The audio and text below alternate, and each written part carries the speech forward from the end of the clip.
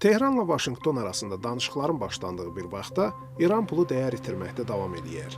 Son həftələrdə dolların məzənnəsi 140 min tüməndən 160 min tümənə qalxıb. Bu son aylarda ən kəskin ucuzlaşmalardandır.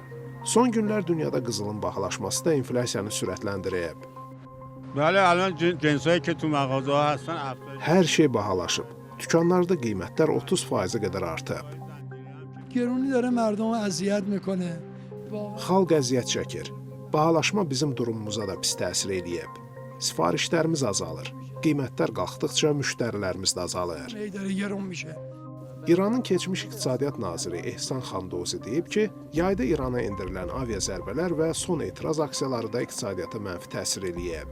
İranda dekabrın sonunda başlanan aksiyalarda insanlar dolların bahalaşmasına etiraz edirdilər. Amma İran hökuməti aksiyaları silah gücünə dağıtdı, minlərlə etirazçını öldürdü. Hazırda ABŞ gəmiləri İrana yaxın sularda cəmləşib. ABŞ prezidenti xəbərdarlıq edib ki, Tehran nüvə proqramından imtina etməsə, Vaşinqton hərbi variantı əl ata bilər. İran isə istənilən hücuma cavab verəcəyini bəyan edib.